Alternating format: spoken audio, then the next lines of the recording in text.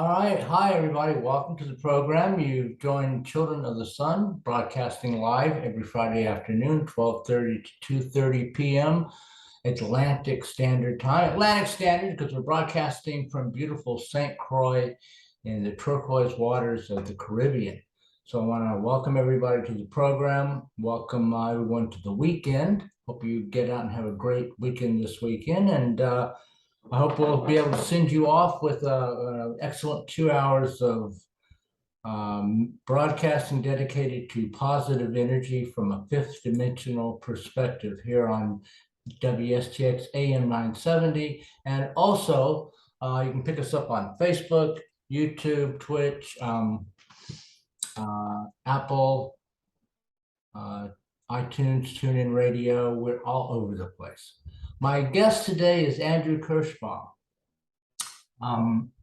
After experiencing a full-blown Kundalini awakening at age 24 and witnessing the diamond body of light at age 27, Andrew Kirschbaum underwent a non-dual shift in perspective, aka awakening or enlightenment, 5 months later on Father's Day 2017 at age 27.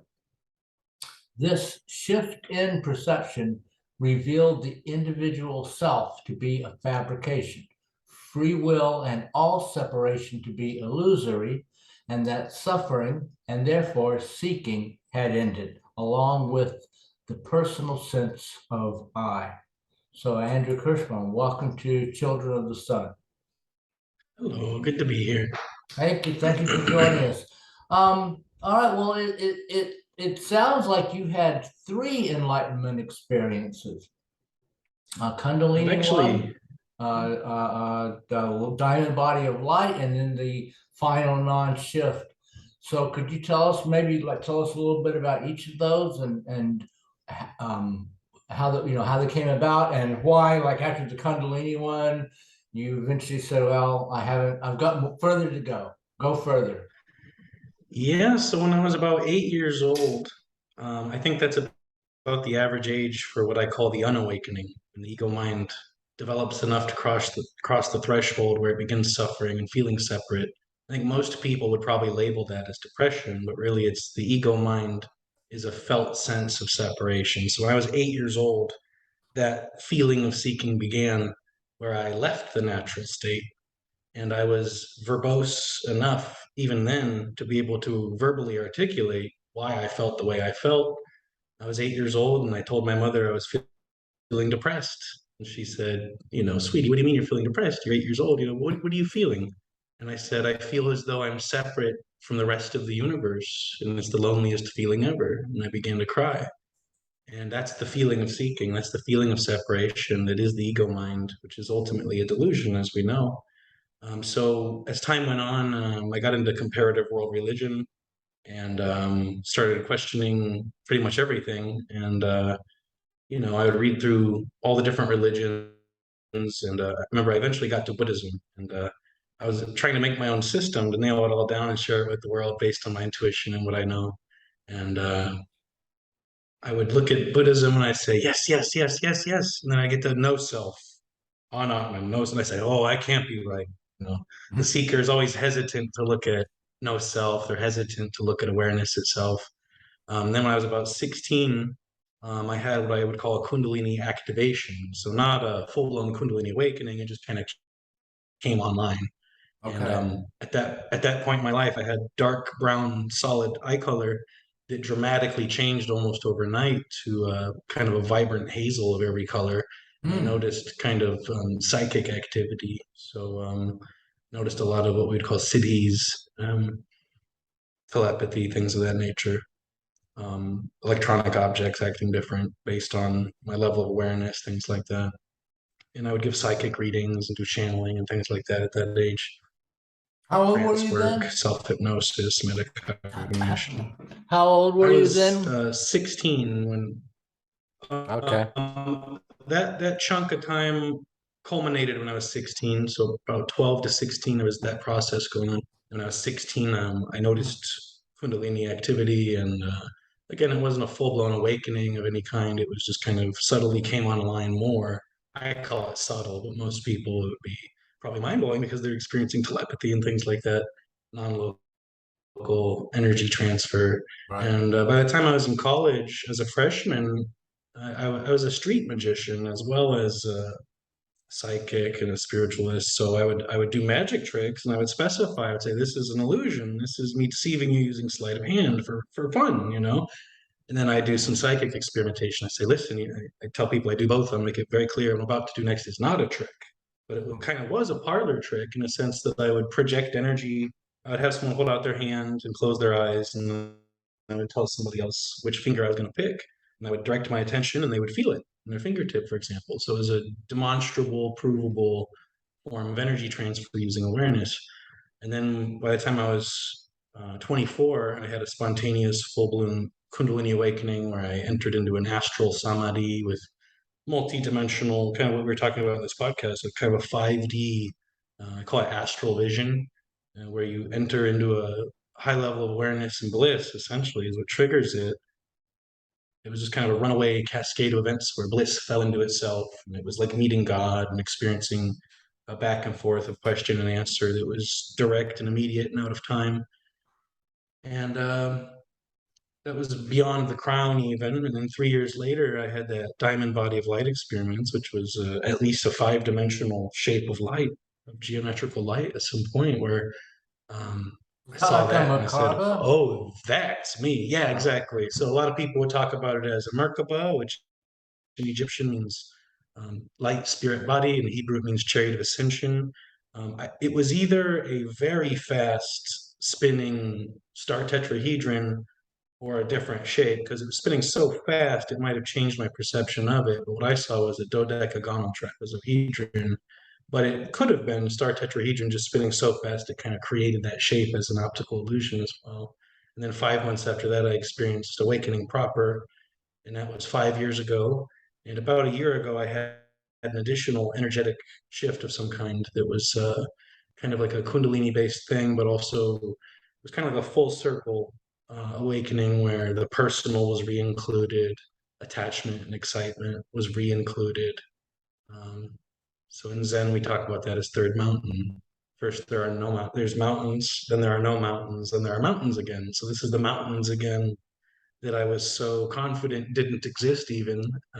Upon awakening, I was kind of arrogant in that I thought, it's seen there are no mountains, there's no ego, there's no personal, so it'll never come back because it's realized. And it's not that the back step is taken, it's just kind of like the charts you see in Zen where it keeps going. Who knows how many mountains there really are? So I'd like to back up a bit to the Merkaba experience, the star body of light, like what you were doing Yeah, and how it sure. appeared. Were your eyes open or closed? You were Right, right. meditating. Yeah. Let's So I get was walking around my apartment one day and I just started kind of spontaneously falling into bliss, and that's what usually triggers experiences of this caliber in my personal experience or impersonal, however you look at it. But I was walking around my apartment, I was just getting more and more blissed out spontaneously, and then I'm not a guy that has a tremendous amount of discipline or willpower and meditates formally for hours a day at this point, and but something told me go sit in formal seated meditative posture. And it was out of the blue, like a calling to go do that. I thought that's out of the blue. It's not average or normal, but I'm going to listen to it. So I went and I sat on my bed in full lotus position. I had kind of zazen hands for the mudra, sucked in the perineum, the four bandhas. There's four, not three. So I suck in the perineum, I suck in the navel, I put my chin to my chest, and then something told me to go into Kachari Mudra, the skywalking seal, which is where you put your tongue, believe it or not, above the roof of your mouth into the nasopharynx cavity. And so I over the did that. palate. Yes, over the soft palate, above the soft palate. As strange as that may sound to our audience, or some of the audience. And as soon as I did that, and I had done that technique before many times over the course of about 10 years, but never had a full blown visionary experience from it. I think it helped catalyze, doing that practice, I think helped catalyze the initial Kundalini awakening on some level. So I go into these postures and I was seated straight up, and then I suddenly was granted astral vision or fifth dimensional vision, however you want to explain it. And it was above my head, spinning a shape of white light. And instantly, without any thoughts occurring, there was a recognition, kind of like when you look in a mirror and you go, yeah, that's me, in a way, right? And I was a seeker at the time, so there's still some shred of identification tethered, right? But I see that shape and immediately, oh, that's me. So it's kind of like So the that was energy like your signature. energy body, or like your diamond body of Yeah, light, or like right. you recognized that it was you. Like you just It was immediately me just like, oh, even that's me. more. Yeah, even more than if you looked in the mirror and said, yeah, that's me. Like, oh, that's me. All right. Cool. There's a lot of bliss in that and it's spinning. And when I looked up through it, it almost gave me the impression of like a clock spinning backwards, as if to say, righty tighty, lefty loosey, even metaphysically. So the clockwise is the condensing down into form, counterclockwise is the expanding upward. And it's almost when you expand upward, the Kundalini did that too, and it rose up when I was 24. It was like it was like a golden double helix Okay. that went counterclockwise as it went up and kind of plugged in to where the pituitary and the pineal gland are, almost like an outlet. And then I had an out of body bilocative astral experience.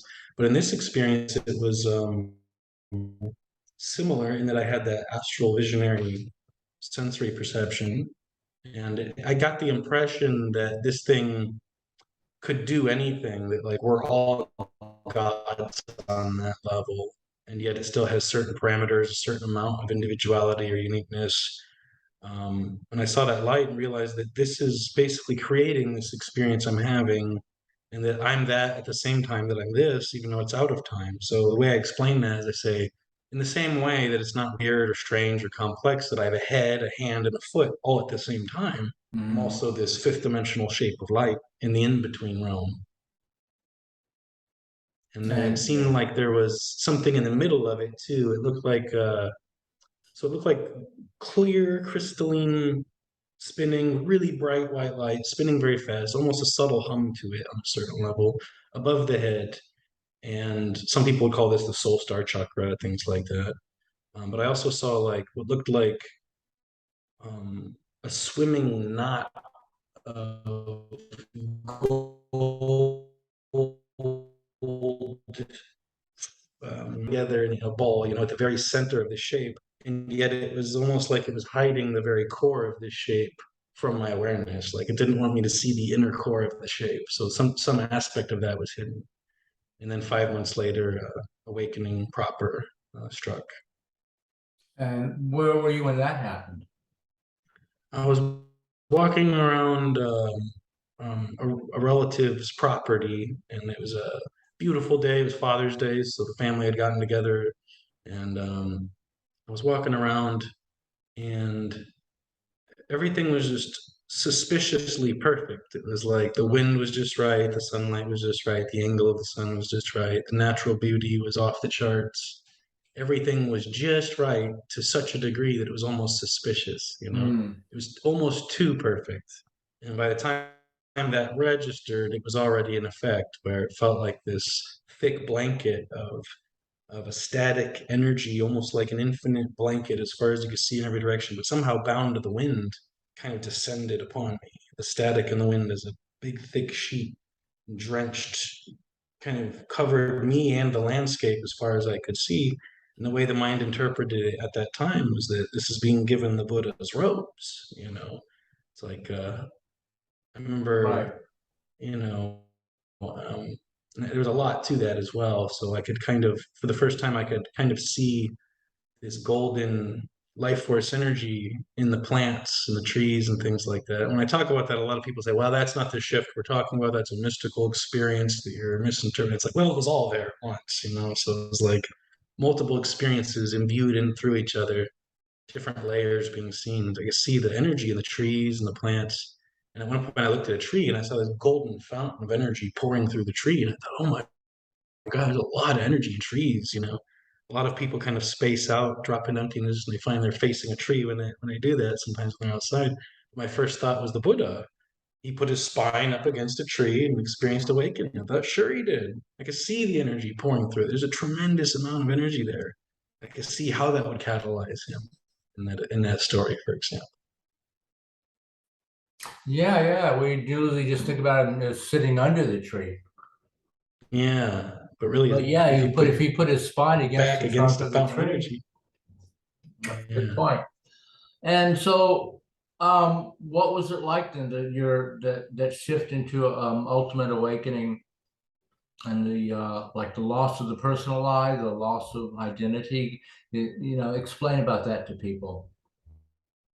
there's an utterly unfazed aspect to it, and it's the feeling of eternity. So the fear of death uh, goes away or is greatly diminished. I remember as a seeker, I was probably way more afraid of the concept of death or annihilation or non-existence than the average person. And so Mm. for me, it was a very intense existential conundrum that had to be solved, and Because you that were a didn't seeker, sit well with me. or that because you were a seeker, you were more afraid of death, or you were a seeker because you were more afraid of death than the average person, or like just kind of both. That I think that feeling of separation is stronger in those that do awaken. And so I think they feel that much deeper, that sense of isolation, that sense of suffering. The world bites them harder. And it's not necessarily just the external circumstances, it's just the energy itself of seeking, of suffering, of separation. And so to finally not have that feeling, it was as if instantly 90% of all suffering and seeking went away forever. 90% of mental illness, 90% of reactivity, 90% of the kind of personal drama that loops itself. That's not to say everything's perfect after awakening, it just goes a long way. The way I put it is it's like the edge is permanently taken off, as where we had been chasing experiences or substances or relationships or whatever it is to get that feeling of unity. Now that it's present, most of that just kind of falls away. And so it happens instantly. That's why, the suddenness of it is stressed because it's all of a sudden. I mean, there's a gradual process before and after, but the awakening itself is timeless, and so it's instant. And there's a radical shift in the energy. So I would define enlightenment as an energetic shift in the feeling tone that flavors the rest of the lifetime. And so then you're talking about like in the last year or so, you've had kind of it sounds that just it people could take that as like going back, like bringing back in the personal stuff, but it sounds more like you're Right, bringing it down. It's exactly. like you're embodying it. You can't just like Right, exactly. so tell us about that. Yeah, so the way I map this out is something similar to Zen. I call it first mountain, second mountain, third mountain. So, first mountain is the seeker trying to overcome that feeling. Second mountain is also called no mountain, which is the newly awakened honeymoon phase, if you will, or even sometimes it lasts even years, right? So when you're in Zen tradition, for example, if you wake up, they make you wait 10 years before they qualify you as a teacher because they want to make sure that this additional shift has taken place and been integrated, where the return of the personal happens, but not in a way where you're taking a back step. I know a lot of people on First Mountain or even on Second Mountain hearing this are probably saying, oh, he got it and he lost it. Oh, that's not how it works. That never comes back again. And so to them on Second Mountain, Third Mountain looks identical to First Mountain. So it's Okay. hard for them to diagnose where someone's at, for example, because it looks like a backstep to them because they think they've achieved the final realization. But it's not the final realization, it's just the beginning. So in Buddhism, we would say that stream entry, what we would call the non-dual shift in perspective, is the end of the lesser journey, but the beginning of the greater journey. I know a lot of people are skeptical that it keeps going, but it does. And so for example, as a seeker on First Mountain, I was overly excitable and passionate and overly attached to things. And then on Second Mountain, it was almost like you're a million miles away, utterly detached, utterly unfazed. It would be hard to bring yourself into excitement, for example. But then in Third Mountain, you're ironically, you get access again to everything the seeker and the sage both have. So they're no longer two separate worlds. Even in that sense, it keeps merging and including itself as you go. So there's both the impersonal and the personal present. There's unattached and attached, suffering and unsuffering, etc. Probably Yeah, sounds but crazy to a lot of and people. it doesn't sound crazy at all because it's like that suffering ends, but along with it can come a kind of juiceless existence. Exactly, kind of a And hollow husk. Yeah, yeah, exactly. and A so you gray blob. reincorporate the human element, but now you're not, it's like in a different way. Totally. Yeah, yeah, and it's also it's sort of like some of the really deep stuff gets purified, but at the same time, Mhm. how you act in the world is uh, it's like you're not um a robotic slave Right. to it, just sort of like Totally. So another metaphor I use is it's kind of like a video game. So in First Mountain, the seeker is playing a video game. They're totally into it. They're trying really hard. They're investing everything they have into it, and they don't realize that it's ultimately not what it seems to be. So it's not real or unreal. It's just not what it appears to be. okay, It's not a physical world and yada yada. So then on Second Mountain, it's like you finally realize, oh, I've been playing a video game. I got sucked into this character. I was taking things way too seriously. It's supposed to be for entertainment. You set the controller down. You don't even play the game. You're utterly non-participatory. But then Third Mountain, when this additional shift happens, you know full well you're not in the video game ever. You know full well it's not a real world, but you also know the purpose of it is to play.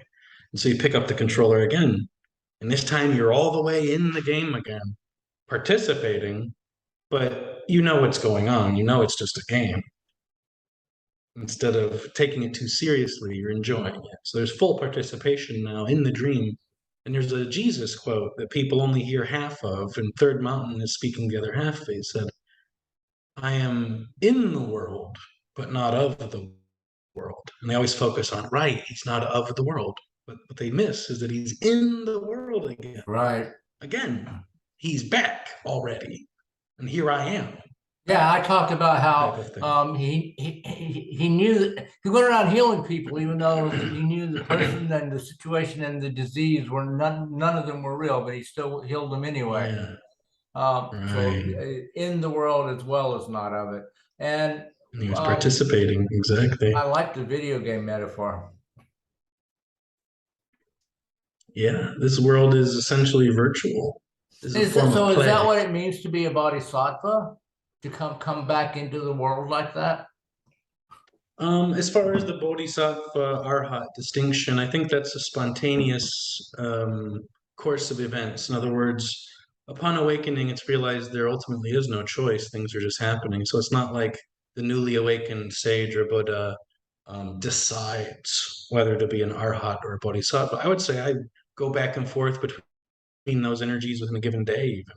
So to say somebody chooses to inhabit the Bodhisattva or the Arhat vibe, in my experience, that's not 100% accurate. It seems more like things just happen and the energies kind of go back and forth, you know. Um, Well, so there I is think this, you it's know, about, the bodhisattva promises not to enter nirvana until everyone is liberated. And that theoretically every sentient being, people, animals, insects. So theoretically, that could take hundreds of millions of years, and he's just gonna, but you're embodying, you're coming back into this plane, bringing the enlightened state with you, and running all of the human stuff through that in order to liberate, as part of the function of liberating all beings. But at the same time, the Buddha said, I am liberated, and so are all beings, because right. within, as soon, since everyone is in your perception and a projection of your own consciousness, as soon as you become enlightened, everyone does become enlightened. So it's sort of like There's you or can't they or it's you realized they all already are living yeah, Buddhas. Yeah, so so there's two levels to that. So the first level is the relative. So if there was an advanced Buddhist practitioner operating on the relative level of frequency of awareness, they would say something like, may all beings be free. If you find the Buddha, kill him on the road. If you speak to a living Buddha, they are more likely to speak from the absolute and say something like, dream beings are free. I am the Buddha. So are you. You know, it's like Right. nothing needs to be done. It's just that that's what's realized. So in Yeah. Dzogchen, for example, the highest teaching of Buddhism, the non-dual highest ninth vehicle of Buddhism, which includes all other teachings, um, you know, the highest compassion is to realize that yes, these are just dream beings, and you're still going to be compassionate to them, even though you know what they are. And so Dzogchen, I forgot where I was going with the Dzogchen thing. Well, yeah, that's okay. So that's how I'm looking at it. It's like the the bodhisattva cannot fail. Yeah, there's no mistake. Yeah, you vow to stay, to not enter nirvana until all beings are liberated. But the moment you become liberated, all beings also become liberated. They Right, don't exactly. know So all that. beings already are in So that's how you go back nirvana. and forth Exactly. from So it's a way of arhat to speaking. Exactly. bodhisattva. Yeah. So, and which like that's why you feel like you go back and forth between arhat and bodhisattva, because if the people around you don't know they're already realized, and you're working at it from that perspective, then you're going to be the bodhisattva for that day. And then if the people around Right. you are making more are beginning to realize, then you could be arhat for that day. And it just goes back and forth because it's all one thing. We're all Yeah, one. and it's also a way of responding, right? So like if you see let's say you have five people, like when I first woke up, I could see the machinations at play. Like I could see the emptiness in people, and yet there were these drama patterns that were trying to rope you in and get you to react. Come Yeah. on, participate in the drama with us. It's desperate to get the newly awakened perspective to come back into the drama, Right. and it won't. And so they're Right. almost desperate and frenzied to get you to react. And in that sense, if you're just cool, calm, and collected, and detached, and not letting it bother you, you also know you can't speak to that layer of awareness. That's the arhat vibe. But then to go out of your way, not even to go out of your way, just to meet it where it is, where they are, and to offer yourself as an interface to clarity, to see what they might get out of it to catalyze their awakening without expectations, then that would be the bodhisattva vibe. And there is this automatic, unconditional love, obviously, that Right. comes from the awakened experience as well. Right. The compassion happens automatically. There's no, Right. there's you, yeah, it just happens automatically. I like to talk. I think of it as you're driving in the desert and there's a mirage. It looks like a lake is on the road, but you know it's not a lake. You know it's a mirage. But your ego is riding shotgun, passenger seat, front seat, and reaching behind and pulling out some buckets and handing you a bucket and saying, "We better get to bailing. We're going to be here a while." We And gotta yeah, do something. There's a problem with yeah. water. There isn't really. Yeah, exactly. And so once you know it's a lake, I mean, it's a mirage, once you know the snake is a coiled up rope, you can't get drawn into it anymore. Right. And that's something else I bring up because I used to harp on the fact that this awakening is sudden more so than it's gradual. Like I can see both sides of it, obviously. I can see how it's both, but I also see how there's certain roadblocks for the seeker's mentality to actually find this thing, you know? Like if they think awakening is more rare than it really is, that will That's a slow them road, yeah. down. If they think that it's gradual rather than sudden, that will slow them down because they'll already think they're halfway there or something, which is half true. But the way I explain realization always being sudden is I would say, you've never had a realization ever in your life about anything that wasn't sudden. So if you looked at a rope hanging from a tree and you thought it was a snake for 10 years, and every day you went outside for a cigarette at night and you only were out there at night, you never saw it in the daylight, you thought, oh, there's that snake again. You have this catalog. You've been journaling about this snake for 10 years. You became an expert on all the local species of snake. Okay, it grew 1 inch this week. I think it's this kind of snake now. And then suddenly, not gradually, suddenly, you go, oh, that's not a snake at all. That's a rope. There's no gradual process from snake to rope. It's in an instant. And so is awakening. Is there a gradual process to awakening and beyond awakening? Sure, but awakening itself is sudden. So in Zen, they would say, first of all, Zen means sudden awakening, but they would say this is a special transmission found outside of the scriptures. So in other words, this is an energetic, subtle, timeless transmission that reveals the infinite.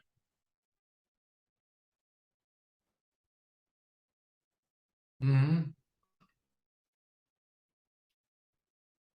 Did you practice Zen with like a Zen master?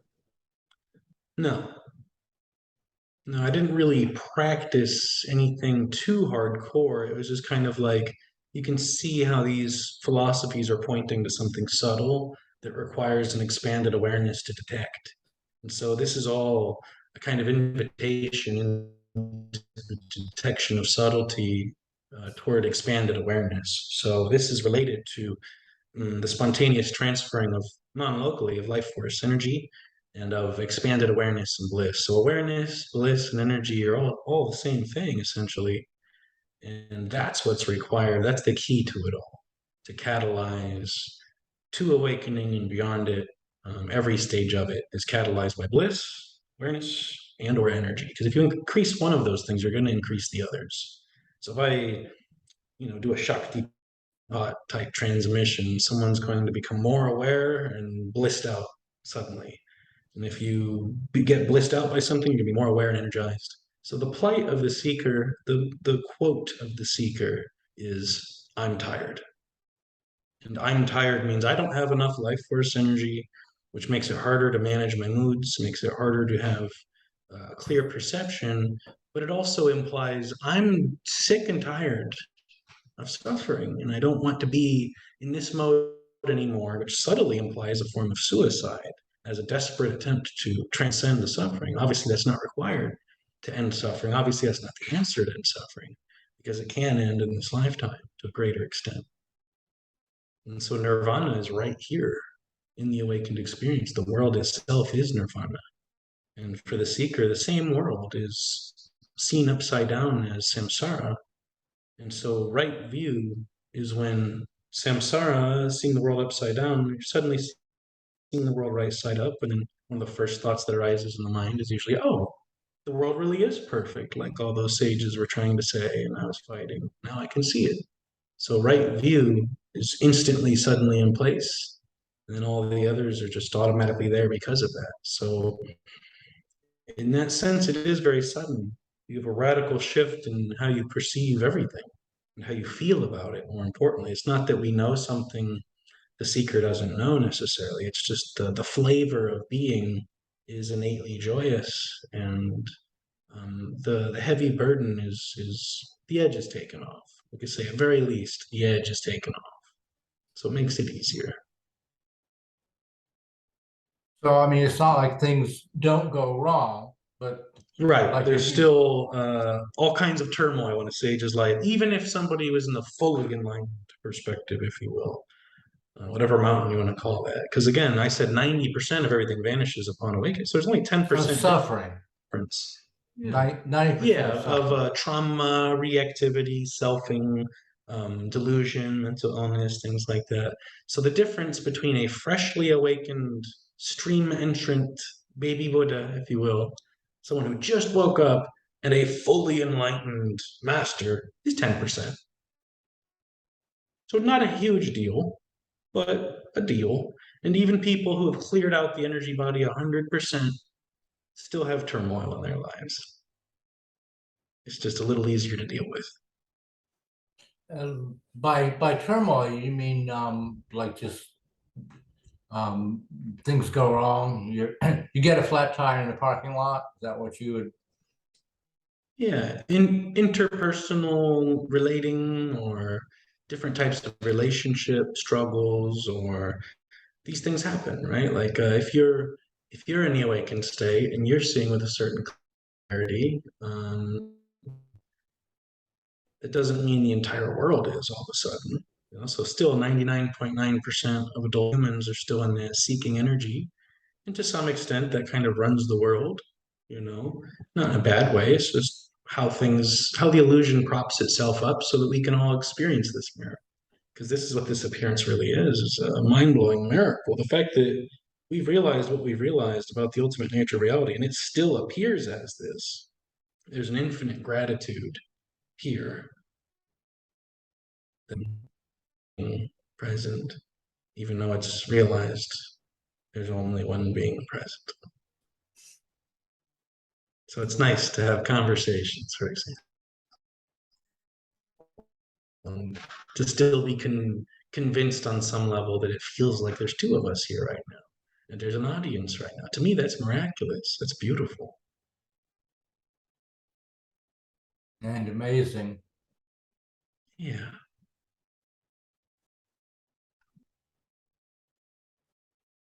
The sage finds itself amazed that it can even be amazed, surprised that it can even be surprised, especially when these additional layers take place, because none of them are ever expected.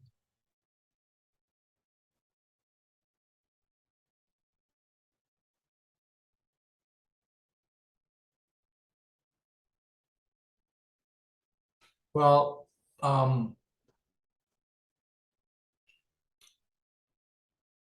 I know you don't like to serve the first ping pong, and I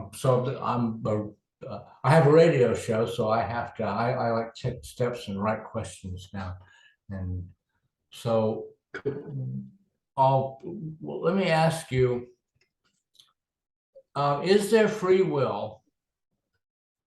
And if there isn't, is it because people are obeying their conditioning, or is it because this is all a dream and the dream script is just going to be followed and you're going to do what the dream script says?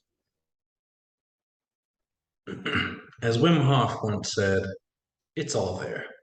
So I'll break it down into layers here. So, as a seeker, if somebody were to ask me that question, like many advanced seekers, they'd probably respond in a similar way, and they would say that they feel as though 95% of everything is just programmed by conditioning, but they have access to the metacognitive domain through deep trance and meditative samadhi, where they can reprogram themselves or have some shred of free will, say between 1 and 5% of the time, where they enter into a higher awareness and can transcend. That's what the advanced seeker in me would have said. Upon awakening, it seemed very obvious this is all 100% scripted, and that there's absolutely no free will. And yet, after much reflection, um, you might say something like, there's one doer, there's one chooser. So, in a sense, you are bound by your own perfection. You drag around these golden chains that sparkle so bright. In other words, our limitations are self imposed for a reason in order for us to have this experience, which is an enjoyment of our limitless nature through the lens of limitation. So it depends on how you look at it. Because we're all talking about different layers of experience. So ultimately, there is no character. And therefore, that character, that separate character, isn't choosing, isn't aware, isn't even experiencing. So that which is aware, that one being that is aware, that's seeing out of my eyes and your eyes and all the eyes, you could argue that one supreme being has free will. And you could also argue that you, the character, are not separate from that supreme being either. So you might say something similar to what Bentino Massaro said when he said, your will is God's will. Your desire is God's desire. Because there's only one I am. And I know the second mountain, they would want to reject that outright and say there is no I am. I understand where it's coming from, but there are many layers to this, and there is a being. It's just not a physical being, and it expresses itself infinitely through us, as this dream. This dream is all being infinitely attended to via infinite attentional awareness. So it's an infinitely high resolution daydream of the one awareness. And does that one awareness have free will? Yes and no, because it's bound by its own perfection. It doesn't have the ability to make a mistake, and so neither do we. So there's a sigh of relief when a seeker hears the non-dual message that there is no free will. In other words, you've never made a mistake. There's ultimately nothing to regret, nothing can ever go wrong. And yet there's also the gratitude that there seems to be free will. And a lot of people that newly awaken kind of get stuck where they just sit around and nothing gets done because they think, well, there's no doer. And that can be disempowering as well. And so the additional understanding over time is that it's nice that there seems to be choice, even though it's known and realized there isn't. So you kind of get the best of both worlds, I'd say, with Hmm. that eventually. I like that. Yeah.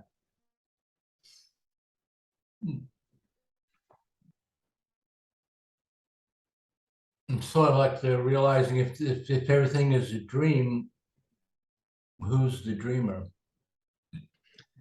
Yeah, and that's how I used to put it as a seeker. People would say, I would talk about the higher self when I was a seeker, and I'd say, who is it you think is creating your dreams at night that you inhabit and experience? Who's creating that? If you're the one that experiences and inhabits the dream with a certain set of memory and understanding, and yet there's this higher functioning that's creating the dream that knows more than the conscious mind in that experience, what is that? So yeah, you are the dreamer as God, and you are the dreamt as this character, and yet somehow they're not two, they're not separate, they're both valid. So saying there's no person, it's like, yeah, ultimately, but there's also an infinite gratitude that there seems to be an appearance of people and that it's continuous and that it doesn't just vanish upon awakening. You can still play in that game knowing it's a game. Is there's an infinite gratitude for this all appearing now. As whereas a seeker, I wanted it all to stop. I wanted it to be different. I couldn't appreciate what was right in front of me. Um, being this is plenty now. Being alive is plenty. Even though there's no life or death, there's only this aliveness within a dream. This is all extra. This is all more than plenty. And so I'm satisfied with the appearance now, even though it's got about the same stuff going on before and after awakening externally. It's a similar circumstance, but just to be alive, there's gratitude now. Mhm. So it's like the opposite of a suicidal thought. Well, you don't even have to go to the extreme of suicide. It's just being happy and grateful with life as it is versus being in resistance to everything. Yeah, like as a seeker, I experienced extreme depression for 19 years, from age 8 to Mm. 27, the seeking years. And there were moments of uh, wanting it to stop, if you will. And now it's the opposite. And after awakening, it was almost like this is too good to be true. Like, how can you be alive and be in this state? Like, I'm going to get hit by a bus tomorrow or something. That's fine. It was all worth it. I'm going to die in the next 3 days, and that's absolutely fine. Everything's fine. It was worth it to wake up and have 3 days in the waking state. It's like they always say in things like Zen, they say, I'd rather spend one more day in the awakened state than 100 years in the unawakened state. And so it was that type of feeling, but it was almost like suspiciously too good to be true. Like, how could anyone be that lucky? So I was like, okay, I'm gonna die soon, and that's fine. And then 5 years went by, the body's still around. So you start to think, okay, maybe it'll, Maybe it'll last. Maybe I'll yeah, who still be here knows? a while. Maybe I'll be here 50 years or 3 days. It's all fine. Well, so do you think that more people are awakening these later years than in the past, or we're just noticing it more? I think it's possible. It could just be a function of population density. So it's like maybe it's always the same percentage of the world population that wakes up. Maybe it's 1 in 1,000 people that wake up within their lifetime. I'm sure everybody kind of wakes up in the last few seconds of life or something, or sometimes in the last few days of life. Um, but there's different ways to look at this. So on the one hand, you could say perhaps it's just always the same percentage, and there's just way more people in the world in general. So of course, there's more people in that state. If it is that people are waking up more than just the ratio percentage that I suggested, then it would almost certainly be a function of the internet and social connections digitally, I think. Because if you think about it, if you were raised in a small village that didn't have the internet and still behaved as an indigenous village in today's modern world, and you woke up in a village of 66 people, the odds are you're the only one you're ever going to meet in your lifetime that's in that state. So there's nobody you're going to be able to talk to also in that state within your lifetime. But with the internet, I've got 5,000 friends on Facebook and blah, blah, blah, thousands of views here and there. It's like you're going to connect with people, and people are going to find similar experiences that seemed rare, or you couldn't find someone to talk to or compare that experience to. Where now you can type it into Google, the algorithm will link you up with somebody with a similar experience, and you'll be chatting in no time. So I think technology is catalyzing a lot of that. If it is a higher percentage of people waking up, it's hard to say because, like you said, we can't really track it. It could just be like an algorithm thing. So the example I always give is, yes, I have hundreds of sages on my friends list on Facebook, you know, but if I was a master gardener, I'm sure I'd have some of the greatest gardeners on that list instead. I'd be in gardening groups. I'd be talking to master gardeners. I'd be getting gardening tips, and the algorithm would polish that up. So it might just be a function of what we're interested in, what we say, what we experience online. That thank God this algorithm can connect people in that way. So I'm a big fan of technology. I'm a big fan in a positive way of AI and the internet, social media, YouTube. I know a lot of people look down upon it, like they got to get away from it and get back into nature. But I think it's bringing people together that otherwise wouldn't have somebody to talk to on a similar level of awareness to even be able to say what they've experienced and have someone go, yeah, I even know what you're talking about, because like that fifth dimensional shape of light, for example, when I first saw that, it seems like there's far fewer people that see things like that than even awaken.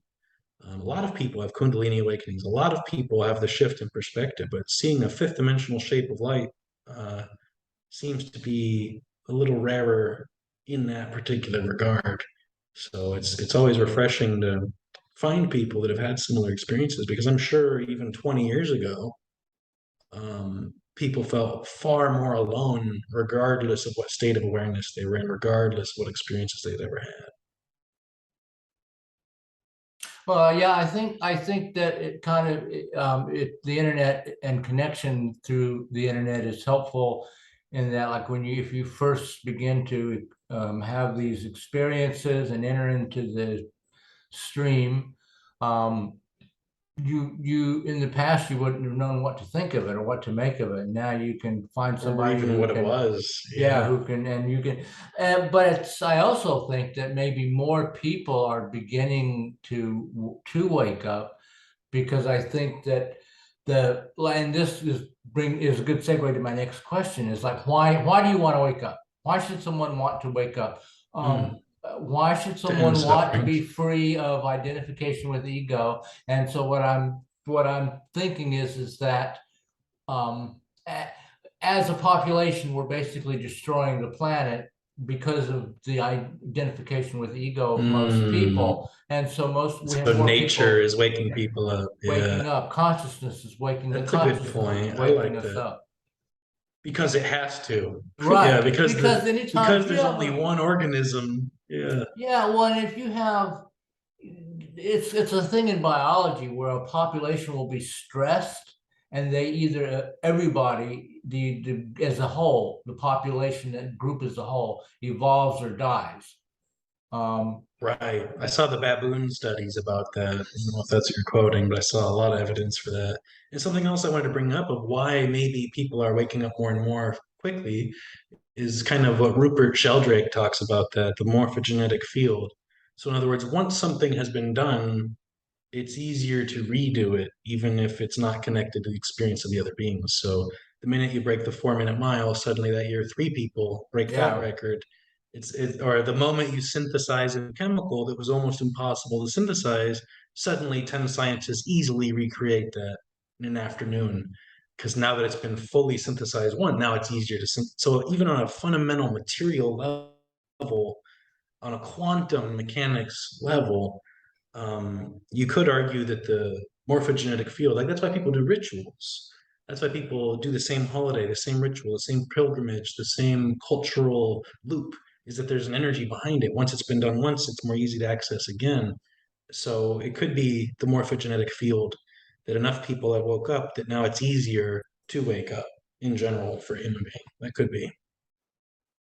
And especially as the knowledge of the fact that more and more people are waking up gets spread through the internet. Like if Right. 5 people wake up last month, but nobody hears about it, even well, I guess the Right. more morphogenetic field might kind of be the idea of Right. those So we who have can. many layers going on. Yeah. So it's all there. Again, it all goes back to that Wim Hof quote. It's all there. Everything's included. Like when I use the word non-duality, I don't mean it in the way the neo-Advaitin radical non-dualists mean it. I mean the actual, in my opinion, true non-duality includes everything. So it doesn't go around saying not this, not that, not this, not that. No, no, no, deny that, deny that. No, it's all here. It's all here. Yes and no, it's all here. Everything is included, even exclusion.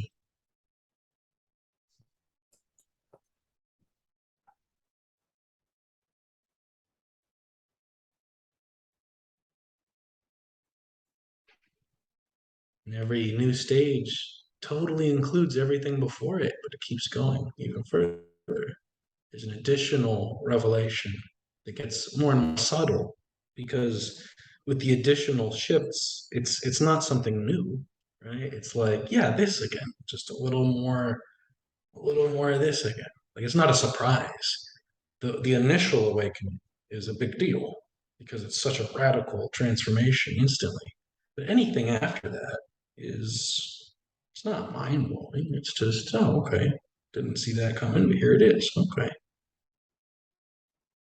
Yeah, you get used to it. And yeah, and that's what the so when we first awaken, there's what I call the non-dual honeymoon phase. And a lot of people feel like, well, I had it, but I'm not in it as deeply as I was. It's like, no, you just got used to it. It became your ordinary, is what happened. It's not like it faded away. You just got used to being in that state. Now it's your everyday experience. Now it's Yeah, ordinary. that was my experience. And I've also read other what's her name? The Catholic nun, Bernadette Roberts. Hmm. She talks about how when it first happened, she was just like could hardly function, couldn't believe it.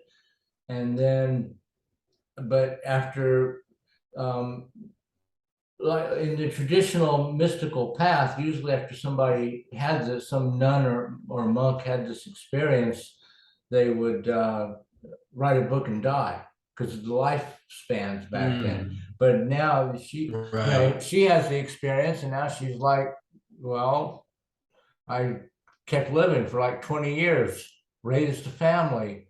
Um, and she said, you just get used to it. It just becomes the ordinary way that you deal with life, and you just um, it's not like it goes away. Adi Ashanti talks about how it moves from the background to the foreground, and then back Exactly into the right. background again. So Exactly right.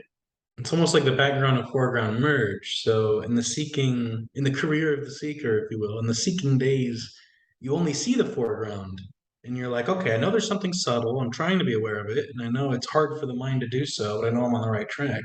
And it keeps trying to become aware of awareness. It doesn't realize it's doing that, but it's just trying to become as aware as possible.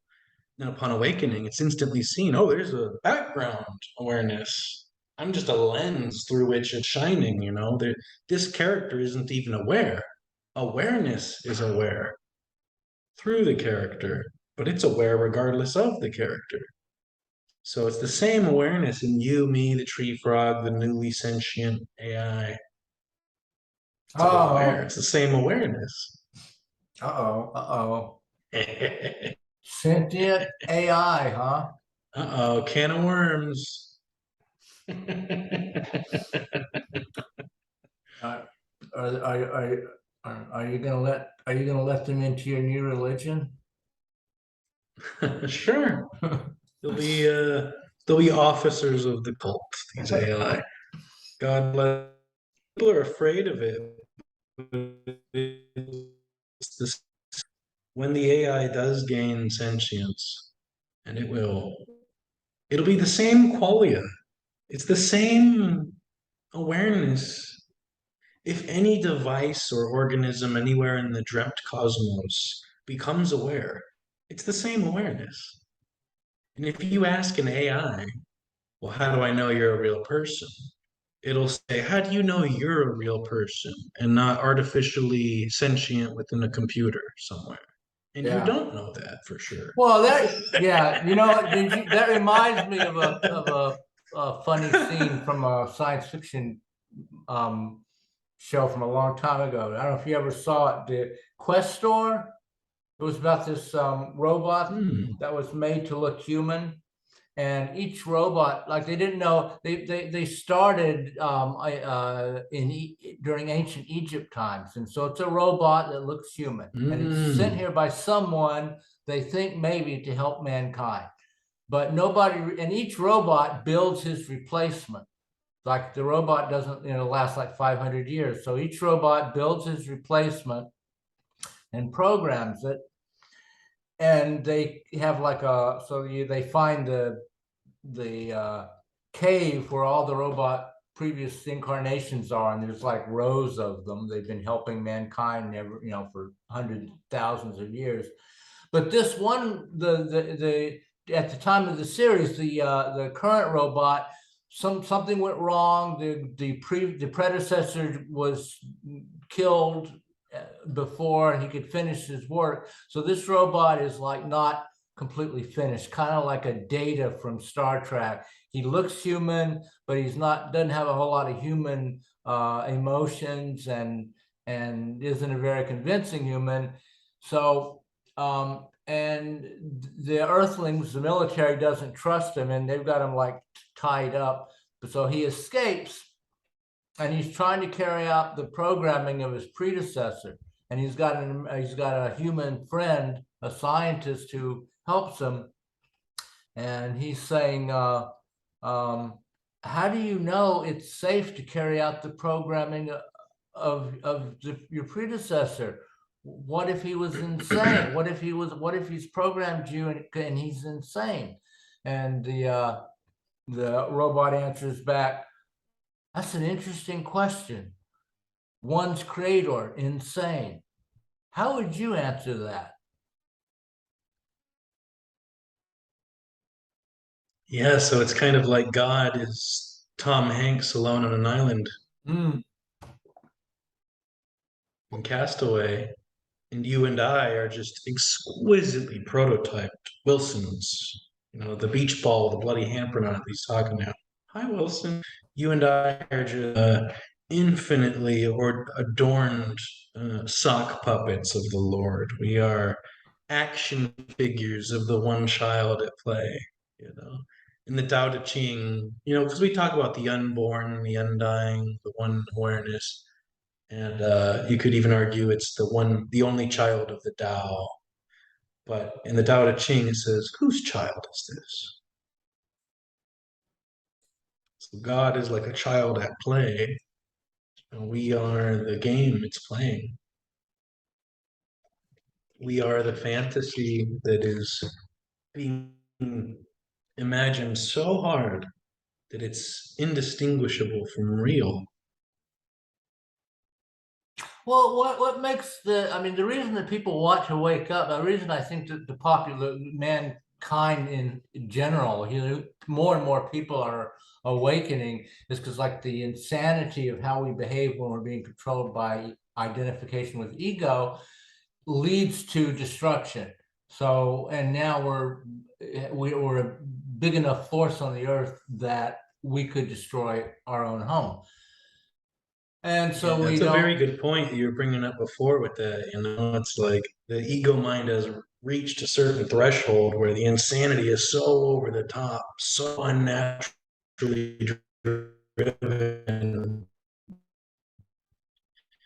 It is destroying, has essentially stepped in to awaken more of the humans to reduce the ego mind activities of the influence on Earth. That's a really good idea. yeah, I'm sure it's a big part of it.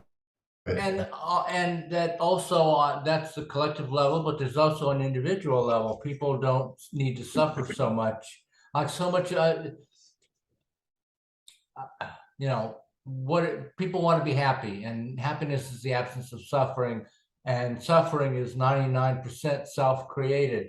So I know you also like you how do you also work with people like as a coach, like as a life coach, a personal coach. So do people come to you with like mundane problems? I can't find a good boyfriend, my job sucks, my boss hates me, and you help them with that, and then you lead them to disidentification with ego and the end of suffering, like enlightenment, or is like two completely different kinds of groups, or um, I'm interested in like I want people to understand that this isn't some kind of esoteric enlightenment mystical thing. I mean, I think more people are interested, but it's only because more people realize that self-improvement, making the ego better, ultimately the end game is getting rid of the ego, Hmm. which most people Yeah, would call a so spiritual thing. But now, yeah, you know, right. self-improvement and personal growth have become spiritual improvement and spiritual growth. And and I think people like Yeah. you and me, like you were talking about doing suicidal and being depressed, telling your mother you were depressed when you were 8. The more sensitive you are, the more intelligent you are, the more aware you are, the more you suffer in early childhood and your teenage years, Right. because you see the Mhm. insanity that everyone else takes for Absolutely. granted. But all that means is that God has graced you with more suffering so that you will get enlightened quicker and Yeah. stop wasting time. Yeah, so it's an energetic and psychological um, flavoring awakening. So to answer the first part of your question directly, at first I was doing the non-duality talks and I thought, well, some people are kind of turned off by that word, but I know I can still help them. They just might not want to hear the jargon or something from that angle. So I'll do life coaching as well. I've only done maybe one or two strict life coaching sessions. So I don't even know why I still offer it, but the reason I put it on my little blurb is because I incorporate elements of that in my talks. And I want Mhm. people to realize that I can still help them without going to certain jargon patterns. So I've recorded about maybe 250 non-duality talks in the last year and a half. Um, and I've published maybe 30 of those to YouTube. I plan on publishing 90% of those over time. So I incorporate both elements. So there's a way to get to awakening. There's a way to um, kind of live your life after awakening and everything in between, every step of the way. There's something to be said. So philosophy is a form of seeking. Science is a form of seeking. Art is a form of seeking. And the end of philosophy is pragmatism. The heart of Tantra is pragmatism. Whatever works, whatever is useful. And so that includes living in this dream of duality just as much as it includes waking up to the ultimate nature of reality. So if you're only focusing on awakening, you're missing out on a lot of other facets and aspects of life that can be developed into a thriving potential. So my whole shtick has always been awakening, but also empowerment of every kind. Okay. I assume you're talking about YouTube, the recordings. Yeah, yeah. Zoom, YouTube, and I also do Shaktipat. So when I'm talking to somebody, I'm sending them energy, and they're getting blissed out. They're becoming more aware, um, and they feel more energized. So if I do a talk with a seeker for 2 hours or something, they'll be stressed out and tired. And then by the end of it, they're bubbling with energy. They're relieved. They're enjoying themselves. They're blissed out. So the energy alone goes a long way. The words, to some extent, the words are just kind of like bait because, again, this transmission isn't verbal. Oh, there's some guy with pretty words and he knows how to put it. And it's kind of bait on a certain level because the real juice of it is that electric aliveness that gets transmitted, which catalyzes into a fast track any step of the way for awakening or for feeling bliss or for feeling urge. So there's a restructure, depends on where someone's at, what they need in that moment. The awakened mind without hesitation is in that flow state so deeply that it knows how to meet someone in the level they're at and what to do or say to empower them or to relieve them. And it's very different from person to person, from session to session, but there's no hesitation. It kind of knows what to do. There's never any preparation, or I've never prepared for any one of any talk I've ever done. Um, just wing it, and all the right stuff comes out. It's not so much the words; it's more of a transmission of that emptiness, that awareness, that energy, anyway, or the bliss. It's all connected. So it's nice to have this framework of mapping it out conceptually with words. It's nice. It's not necessarily needed unless you wanted to communicate your state of awareness to others. Like you could just be bathed in a deep state of awareness, have no words for it. You'd still be in that state. You just wouldn't be able to necessarily articulate it, with a certain precision or share it. But again, you can just be around a master of a certain energy or a certain awareness. They don't have to say anything for you to slip into that layer either. So it's not just the words, obviously, that I'm focusing on the talks. It's more the energy and the level of awareness that's being transmitted.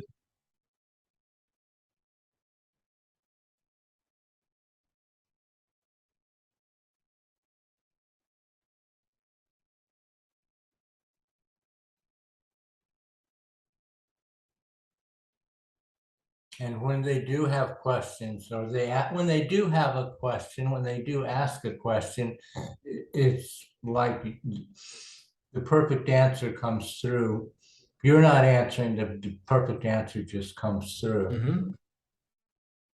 Like the perfect answer, Yeah. the words that their mind needs to hear right then.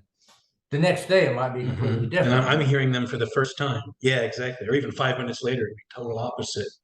And somebody on looking and go, what the hell is this? You just playing a game with these people? It's like, no, this is what you need to hear next. And it's vastly different from what that guy needed to hear, even though it's the same question. Yeah, totally. You can sense where they're stuck in the energy and what they need to hear next. And because it's the flow state, it's the awakened mind, it doesn't feel like it's coming from a character. So as I'm speaking it out loud, even I'm like, oh, wow, I didn't see that coming. Because I'm just hearing the voice speak, you know? I'm not trying to figure out what to say next. I'm just an audience member to the talk as the body is speaking spontaneously and without hesitation. And then there's a silent transmission aspect as well, like we just did, where I'll drop into emptiness as we just both did, and that will somehow transmit something to them as well because all that drama selfing stops. And there's a mirror neuron contagiousness to that energy, to that flavor, to that way or modality of being. Yeah.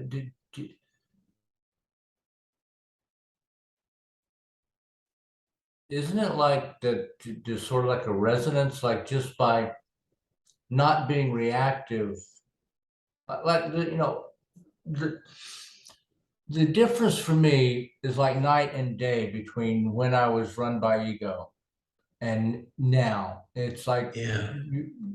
you're not, and by not being reactive, it's like you give permission to other people to not be reactive. They don't even know what you're doing. Exactly right. Um, Yeah. you're just like standing I there. even say it Yeah, outright to them. I say, you don't have to react. You don't have to think. You don't have to feel. So many people are like, well, I reacted the wrong way. I guess I'll react this way next time. Like, well, wait a minute, wait a minute. You don't have to react. Well, I had this negative thought. I need to replace it with a positive thought. Well, wait a minute. You don't need to think. Well, I feel bad. I should really feel good. You don't have to feel. And as you take them through that, you're not your behaviors, you're not your thoughts, you're not your reactions. Another way to put it would be, um, next time you're on the verge of an intense emotion, simply allow it and it'll dissolve. Like if you're right about to flip out and you're like, you know what, instead of stopping it, I'm just going to let myself feel pure rage with utter permission. Within a nanosecond, there's not a shred of anger. If you're hurting tremendously and you don't know what to do next, you've got 1,000 techniques in your mind, none of them are working. Simply be love. You'll feel right as rain. There's a bunch of little tricks, and they all have to do with leaning into and accepting that which is arising. So if you're sad, you say, you know what? I'm just going to allow myself to be sad instead of running from it. The moment you fully allow it, there's no detectable sadness anywhere. Oh, I'm in physical pain. Okay, well, just allow yourself to be in tremendous physical pain. Suddenly the pain lessens. Suddenly it's tolerable. And that goes for everything. If you lean into that which the mind would want to avoid because of the prefrontal neocortex of the human mammal programming, where it has this very strong, robust illusion of free will, where it can try this strategy, that didn't work, don't do that again. Oh, this really worked well, I'm going to try that again next time. And it does this, and usually that works for everything except for awakening. I'm thirsty. Oh, I found some water. Oh, it's the good kind of water. Hey, it's nice, cool spring water. Aren't I lucky? Oh, okay, I'm hungry. Oh, okay, I found the sushi place. Aren't I lucky? Oh, it's raining. I went indoors. Everything's good. Upon awakening, though, uh, like awakening itself can't be found with that same mechanism. It's not an object in the world that can be sought out and obtained. It's unique in that sense. And so all the wirings that get humans all the things effortlessly and masterfully doesn't work for awakening. And that's where the frustration of the seeker comes from. It's a very different type of intelligence that finds awakening. You couldn't even call it intelligence in a sense, because it's not the logical seeking mind that can find it. In fact, it's much harder for it to find it. It doesn't make any sense to it. And so a different type of, you call it spiritual intelligence, or I call it the detection of subtlety, where the sage suddenly becomes seeker doesn't. The seeker is more self-aware than the sage. In other words, more self-conscious, more insecure, more aware of itself in a loop that reinforces an identification. As where the sage is even beyond identifying with empty space, but that would come close as the most subtle of all objects of awareness, for example.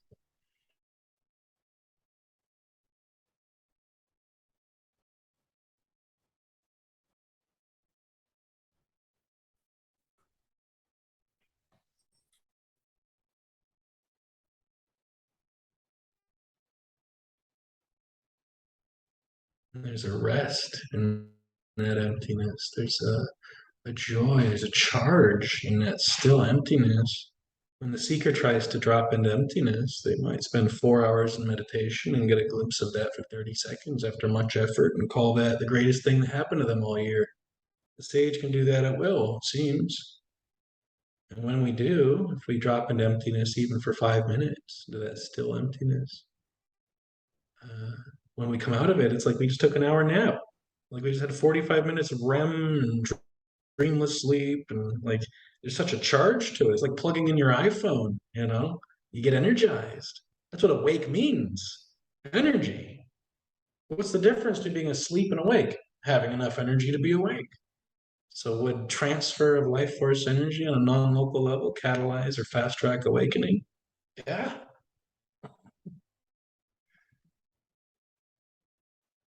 Oh, it's Bliss itself. okay. Sounds like you're telling people I should give you. Sounds like you want me to give breathwork sessions to people. That too, right? It's all connected. So like the level of endogenous DMT in your body is correlated to the level of Kundalini you're running, but it's also directly connected to the carbon exchange of the inhale and exhale. So the breathless state, all those things are connected. DMT, Kundalini, breath work, and breathing in general are all so intimately connected that I can't overstress it. So if you have a shift in awareness really intensely to an astral degree, you'll notice your breathing changes spontaneously on its own. And if you do breath work, um, as far as people looking for techniques, and that's part of why I do the life coaching thing, because then I can't get yelled at by the non-dualist saying I gave somebody a method. Yeah, one of the first things I would do is breath work, breath of fire, Wim Hof method, cobra breath, breathless state. Yeah. Cool, cool, cool. Ah, And I come from a Kriya Yoga perspective as well, which is very heavy on the breathing techniques. So I'm a big fan of people that understand the importance of breath work for sure, because it really is one of the super tools, of all the things. It's very, very powerful and it's free. You can do it whenever you want. It's empowering. Be able to shift your mentality into something far more expanded just by taking a few breaths a certain way. Very empowering. I've been using breath techniques since I was a young teenager, and it's a type of biohacking. You're nervous. Oh, there's a breath for that. You're depressed. Oh, there's a breath for that. You're tired. Oh, there's a breathing technique for that. It's like when you remember, oh, I have access to all these breathing techniques. I totally forgot about that. It's like you suddenly have this vast toolkit of superpowers. And I know I'm being a bit hyperbolic and melodramatic when I say that, but they really are exquisitely powerful when used the right way. When I do life coaching, that's usually what I focus on the most is breathing techniques. So I'll do like non-dual coaching and things, but people that are looking for direct techniques, there are a few. There are breathing techniques. There are leaning into and accepting that which is arising. And thirdly, there's the resonance aspect of following your intuition. So if you bounce around from tradition to tradition, you should. If you bounce around to practice, you should. If you're doing a meditation for 20 years every day and you don't resonate with that meditation, you shouldn't be doing it. Especially hours and hours every day. If you do not resonate with something, don't do it. If you really resonate with something, do it. If you follow that resonance, that itself is a method to awaken, in my opinion. That's non-dual heresy. That's why we're here. So breathing techniques, the transfer of energy via Shaktipat. These are all, there's many different ways to fast track or catalyze the development of the awakened state in its depth. There's just no guarantees that everything's going to click for everybody. So you offer different things, but the highest thing is just to follow what resonates. Somebody talks to me and they really resonate, yeah, maybe they should talk to me again. If they don't resonate at all, maybe they shouldn't ever talk to me. It all depends.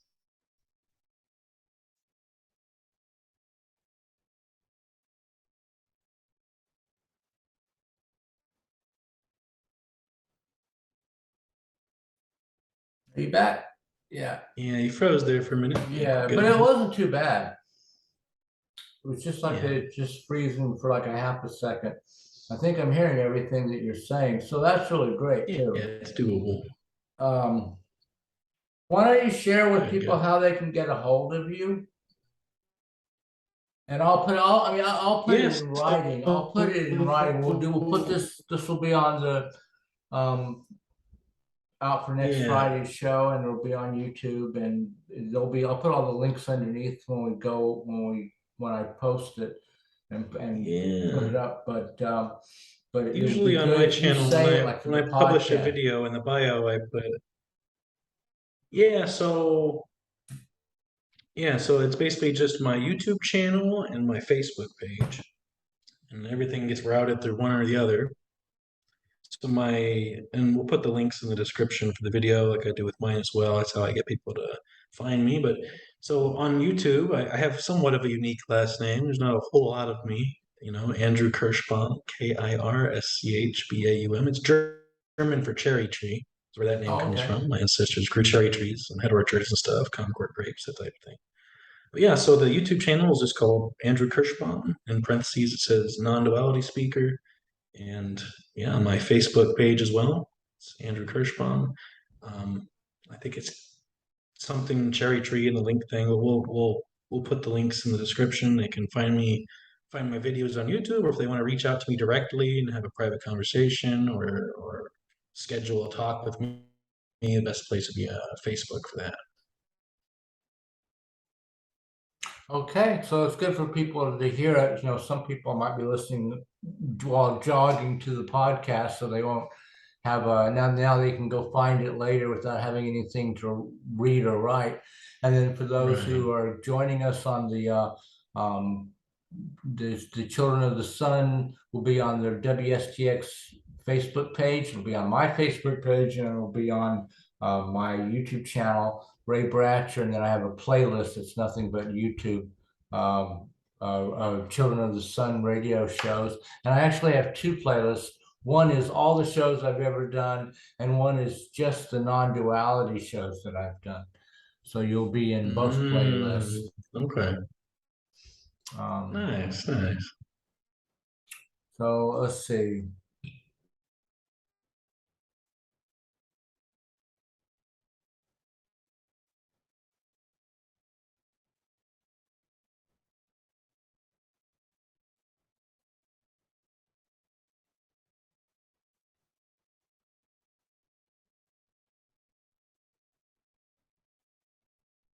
Is there anything like the last thing that you would like to say to people who don't know what you mean when you're talking about non-duality and not identifying with the ego and um, just are totally caught up in the trauma and the drama and are feeling miserable all the time? Um, what does awakening have to offer them? Well, one thing I wanted to say that I neglected to mention before, we were talking about like, why would somebody talk to somebody like me to try to end their suffering, for example? It's like I've noticed I have an overlapping clientele with, say, a registered psychologist or something, right? One thing I wanted to mention is like, let's say you have bipolar and you're suffering from bipolar. You really should find a bipolar psychologist who Right. knows what the fuck you're talking about, or else how could they, right? So it's like, and it has to be someone who already overcame that. So let's say you're trying to end your suffering and you go to a psychologist who isn't in the awakened state, who is still suffering. Can they really help you through psychoanalysis where they say, okay, tell me again. I know this is the 11th year in a row we've been doing this, but tell me again about the real story that really happened to you and why you're suffering based on the story of you. And it's like, how is that possibly going to help anybody? I'm sure in some situations that's appropriate, but overall, I would say if you're going to learn to cook, you should probably trust, a fat chef. And if you're going to try to lose weight, you should probably trust a skinny dietitian. And if you're going to end your suffering, you should find someone who already has. Or else, Right. how are they possibly going to help you? And how could if someone's trying to get you to end their suffering and they're miserable and frowning all the time and angry and suffering, how could they help you? If you go to a fat dietitian, you're going to trust what they say. A skinny chef, you're going to trust their food quality. So it's kind of like that. So it seems like there's almost a competition on a certain level. I have a degree in psychology myself, so it's a little different in my case, but if you're going to a non-dualist to get some relief from your suffering versus a psychologist who's going to reinforce the idea that you really do exist, these things really did happen to you, and you really do feel the way you feel because of the story you just told yourself. I'll give you another example. If I have a room full of 10 people, I can usually shock them, and they usually think I'm abusing a psychic power when I do the experiment I'm about to share. But all I'm doing is I've mapped it out and I understand how it works. In other words, I know that at around 8 years old, on average, people start suffering. And then they tell themselves a story because that's what the mind does. Oh, I started suffering because this terrible thing happened. And I say, are you sure that's why? Are you sure it just wasn't the mind desperately trying to make sense of why it suddenly feels different? And that was the nearest in proximity bout of trauma it could detect in the memory banks to try to pin the blame on. So the experiment I do is if there's 10 people in the room, I'll look around the room and say, let me guess, something really traumatic happened to you when you were 8 years old. And everyone gets real quiet and their eyes get big. And 9 out of 10 people are going, how does he know this? Is he abusing his powers? What's going on? And 1 out of 10 is going, I don't get it. Why are they all resonating and I'm not? It's like, well, that's what happens, right? Everyone I talk to most likely has a story of, oh, something really traumatic happened when I was 8 years old, and that's why I started feeling that way. No, that's not true. It makes perfect sense to the mind. That's the problem. The threshold of the ego mind came online around 8. It grabbed the nearest trauma it could find and said, okay, that's why I feel that way. That's why I feel that way from now on, because of that.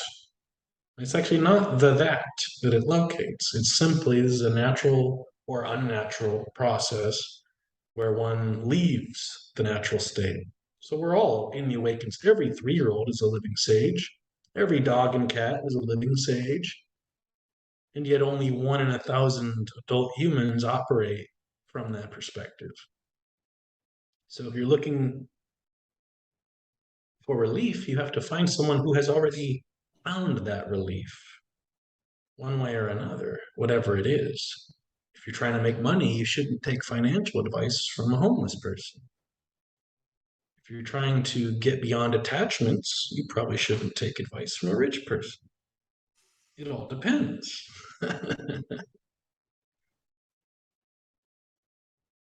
Yeah, yeah, yeah. Um,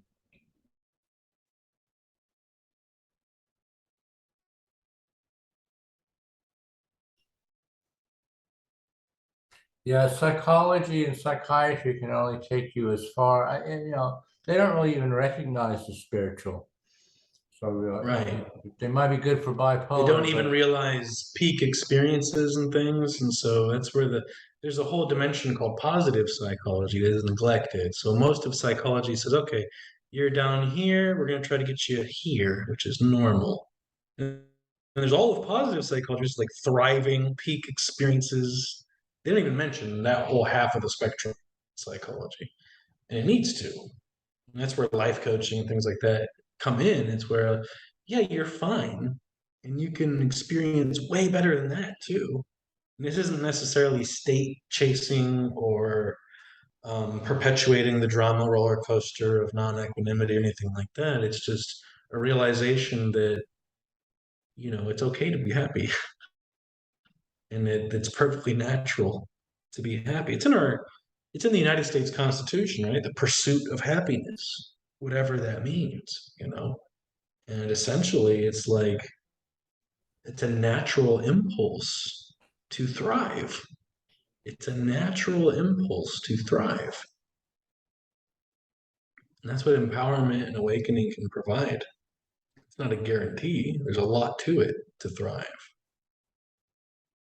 And it would include, like awakening, like I said, it takes the edge off. People are chasing drugs and alcohol, sex and money and power and influence and fame and there's nothing wrong with any of those things, but they're not going to fulfill you ultimately. Only awakening can well, people satisfy. use them. People use those things to numb themselves out. Yeah, I mean, see, numbing yourself to the pain is not as good as getting rid of the pain. Yeah, I mean, even getting rid of the pain can have negative consequences. Like when I was in my early 20s, I was suffering from depression, so I was put on an antidepressant, and I was on a double dose antidepressant, a selective serotonin reuptake inhibitor, similar to Prozac or something. And yeah, I didn't feel anything, good or bad, right? It's like I was so numbed out that I preferred to be the guy that was flipping out and having breakdowns rather than the guy who felt nothing at all. And so, yeah, it's better. I thought it was better to have a mixed bag of experiences and feelings than to feel nothing at all. But there's two sides to that because there's also a relief to feeling nothing, not from an antidepressant perspective, but like if you dropped into emptiness and you didn't have normal thought-based emotions, there's still an innate joy of being in that emptiness. So there's still the joy of being, even though it's a naked, raw awareness. Yeah. So it all depends.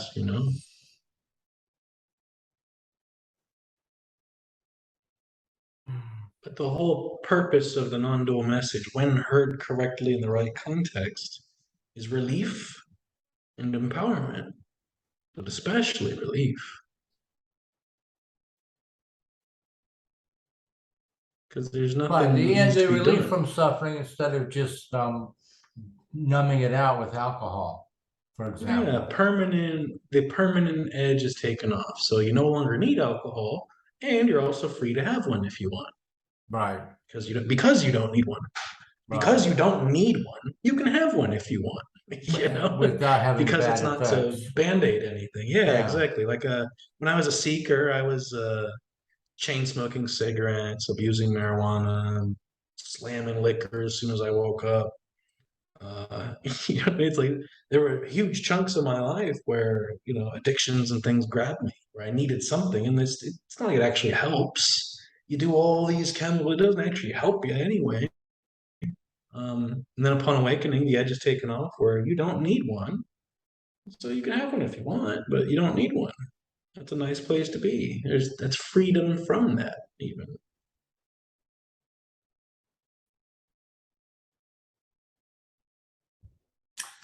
Okay. Thank you very much we're just Thank about out of you. time for coming on, Children of the Sun. Appreciate it, Andrew Kirschbaum. Very nice meeting you. Glad we could finally make this show happen. And if people are interested, they can find out all the information and the links on the um, my channel and also Andrew's channel as soon as we have the show up on the internet, which will probably be by next Friday, this coming Friday, since today is Sunday. All right, let me Yeah. pause the recorder. I'm going to stop the